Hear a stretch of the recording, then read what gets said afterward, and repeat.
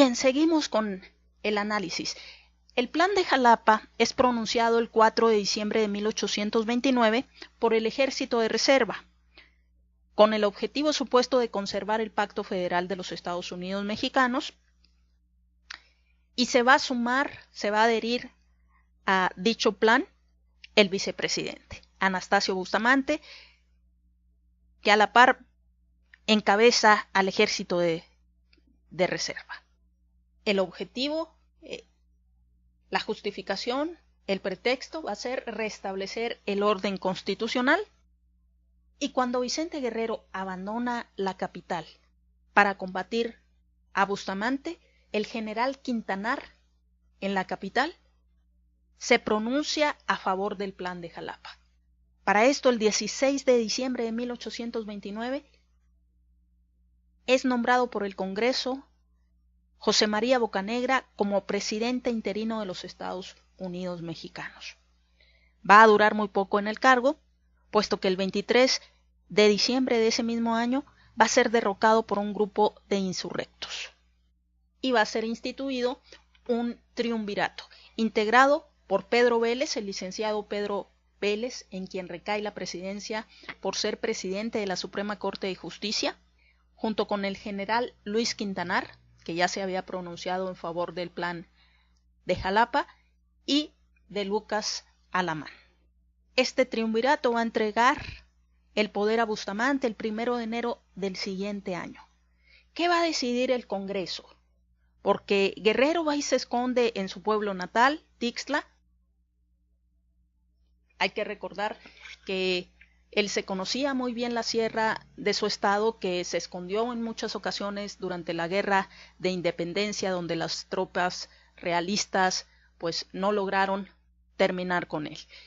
Lo mismo intentaba combatirlo y derrotarlo Iturbide, pero se dio cuenta que no podía y por eso decidió sumarlo a su proyecto, al proyecto de consumar la independencia. Pero no era en un principio el objetivo sumar a Vicente Guerrero, sino combatirlo y derrotarlo.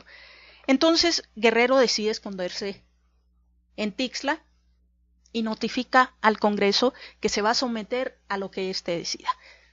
Bueno, el Congreso otra vez tiene en sus manos la decisión de lo que sucedería en nuestro país, en el poder principal de un país que es el de la presidencia de la República. El 14 de enero de 1830 el Congreso declaró ser justo el pronunciamiento del Ejército de Reserva y va a declarar que Vicente Guerrero tenía imposibilidad moral para gobernar la República, dejando a cargo a Anastasio Bustamante.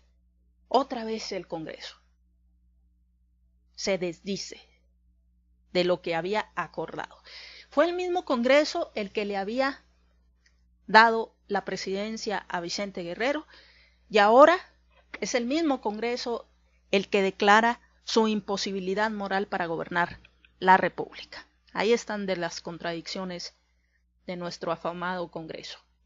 El gabinete va a estar integrado por Rafael Mangino como ministro de Hacienda, el general Antonio Facio como ministro de Guerra y Lucas Alamán, ministro de Relaciones Interiores y Exteriores.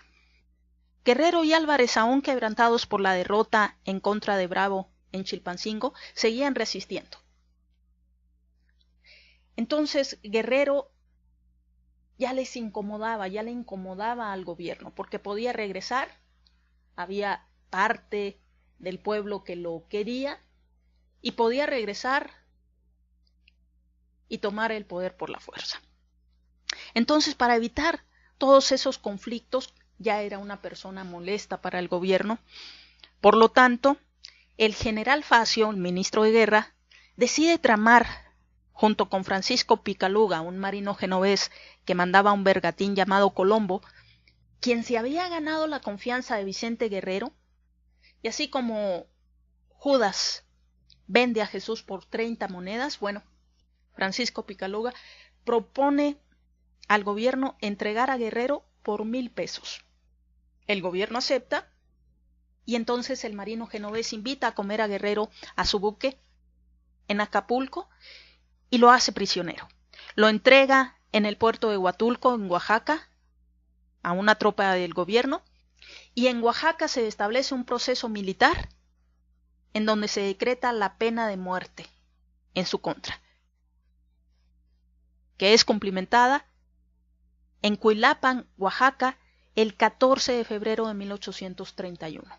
Y con eso termina la vida de un caudillo de la independencia, uno de los más importantes tras la muerte de Morelos, por una traición orquestada entre el gobierno y un marino genovés que se aprovechó de la confianza que Guerrero depositaba en él.